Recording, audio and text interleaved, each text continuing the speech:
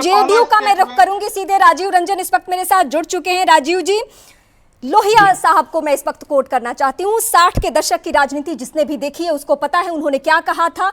उन्होंने कहा पिछड़ा पावे 100 में 60। उनकी एक और लाइन थी कि जिसकी जितनी भागीदारी उसकी उतनी हिस्सेदारी।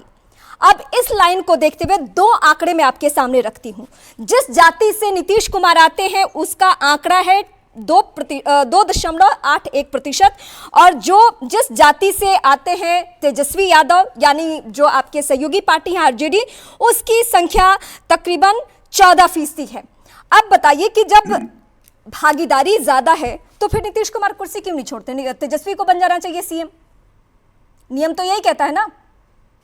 देखिए, आज ये पूरे देश के लिए एक बड़े फैसले का दिन है और ये एक कालजयी निर्णय है। मैं वो इस सवाल पर पता है, वो नहीं, पता नहीं, है। आपके मैंने जो सवाल पूछा, नहीं देखिए वक्त की कमी है, वक्त की कमी है। आपके पास कमी है तो हमारे पास भी आपके स्टैंड से मिलकर के बात रखने की कोई जरूरत नहीं है। मैं वही कहूंगा जो पार्टी का ऑफिशियल स्टैंड है। और आप जो बातें कह रही हैं आज वो प्रासंगिक नहीं है। आज की प्रासंगिकता ये है कि लंबे समय से जो समाजवादी पुरोधाओं ने बड़ी बातें कही, आज उसको जमीन पर नीतीश कुमार जी ने उतारा। मैं वही तो बिहार की सरकार ने मैं जो पुरोधा है समाजवाद के लोहिया साहब, मैं उन्हीं को कोट कर रही हूं। मैं उन्हीं को कोट करके कह रही हूं कि अगर तेजस्वी यादव की पार्टी का जो बेस वोट है, जो यादव वोट है, उसकी अगर संख्या ज्यादा है तो तेजस्वी को सीएम बन जाना चाहिए। फिर नीतीश कुमार क्यों सीएम है? मैं तो लोहिया साहब के हिसाब से पूछ रही हूं। मैं समझ नहीं पा रहा हूं आपका जो फॉर्मेट है ना, मेरी समझ से परे है। अगर आपको हम लोगों की बात सुननी नहीं है तो फिर आप हम लोगों को मुक्त कर सकते हैं। मैं सवाल आपको बता रही हूं कि मैंने क्या सवाल पूछा। समय भी कीमती है। आपका समय, आपके सवालों का आप क्या समझती हैं? क्या आपके सवालों का जवाब देना हमारी बाध्यता है? नहीं, बिल्कुल आपने नहीं। आज के बिल्कुल नहीं। आपने एक सवाल आज आपने एक फैसले की आपने तहकीकात करने के लिए, उस फैसले का विश्लेषण करने के लिए हम सबों को बुलाया है। बिल्कुल, हमारा स्टैंड क्या होगा? देखिए, सहूलियत के लिए सफोलॉजिस्ट भी है मेरे पास। आप समझाना मैं इसी सवाल को कुछ ही देर में समझाती हूँ। एक बार मैं कुंतल कृष्ण के पास जाती हूँ, उसके बाद मैं आपके पास आती हूँ, फिर आपको समझ में आ जाएगा मैं क्या पूछना चाह रही थी। नहीं, मुझे समझ में आ रहा है। कुंतल जी, मैं ये सवाल पूछ रही हूँ, आप तक आवाज जा रही है? अच्छा ठीक है, आप अपनी बात कंप्लीट कर लीजिए। राजीव जी, देखिए, सबसे पहली बात तो ये है कि नीतीश कुमार जी बराबर कथनी और करनी का जो फर्क है उससे अलग उनका एक व्यक्तित्व है, और उन्होंने बिहार में जब भी कोई बात कही उसको पूरा किया। आज एक बड़ा फैसला लोगों के सामने आया, और उन्होंने पहले भी कहा कि ये सर्वे, ये आंकड़े, इन आंकड़ों से जो निष्कर्ष आएंगे वो सभी जातियों के आर्थिक स्थिति का भी इन आंकड़ों से पता चला है। मैं इस पे और उनके लिए सामाजिक आर्थिक स्थितियों से जो जानकारियां हासिल हुई उसके आधार पर योजनाओं के निर्धारण के लिए इन आंकड़ों का इस्तेमाल किया। आपने बहुत अच्छा पॉइंट याद दिलाया जो मुझे भी ध्यान में आ गया। नीतीश कुमार ने सुप्रीम कोर्ट से लेके हाई कोर्ट में ये 2 पॉइंट रखे कि उन्हें क्यों जातीय जनगणना करानी है। उन्होंने कहा कि हमें आर्थिक स्थिति पता चलेगी, हमें सामाजिक स्थिति पता चलेगी, लेकिन जब ये रिपोर्ट आपने जारी की है जातियों की, तो इसमें कहीं भी हमें ये नहीं मालूम चल पाया कि अगर कोई मुसहर जाति से है यानी दलित जाति से है तो उसकी आर्थिक स्थिति क्या है, उसकी सामाजिक स्थिति क्या है, ये हमें इस रिपोर्ट से नहीं पता चल पा रहा है अभी। पता कर लीजिएगा तो जानकारी मिल जाएगी। नहीं, आपने रिलीज नहीं किया है, आपने रिलीज नहीं किया है।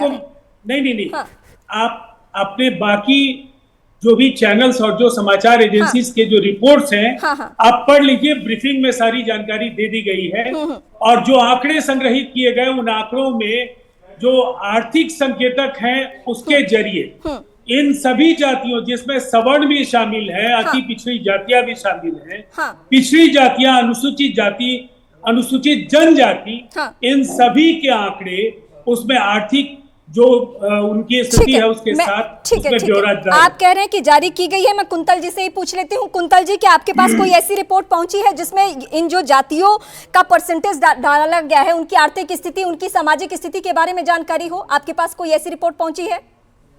नहीं नहीं, ये लोग सिर्फ भ्रम फैला रहे हैं। हाँ। और एक बात मैं आपसे और कहना चाहता हूं, आपने अपने डिबेट की शुरुआत में कही, उस पे मैं एक बहुत क्लेरिफाई कर देना चाहता हूं, बहुत स्पष्ट कर देना चाहता हूं। नीतीश कुमार जी बिना भारतीय जनता पार्टी के सहयोग के ये कर ही नहीं सकते थे। भारतीय जनता पार्टी का पूरा समर्थन था ऐसे किसी भी सर्वे में जिसमें सामाजिक, आर्थिक, जातिगत स्थिति स्पष्ट हो। जिस कैबिनेट में ये पास हुआ उसमें भारतीय जनता पार्टी के 16 मंत्री थे। इस बात को जानना बहुत जरूरी है। परंतु सवाल ये है कि अभी तो इन्होंने पूरा भ्रम की स्थिति पैदा कर दी है। इन्होंने बारंबार कहा कि ये सर्वे होना जरूरी है क्योंकि हमें इससे पता चलेगा कि किसका कितना विकास हुआ है। कहीं कोई बात नहीं है, कहीं कोई बात नहीं है।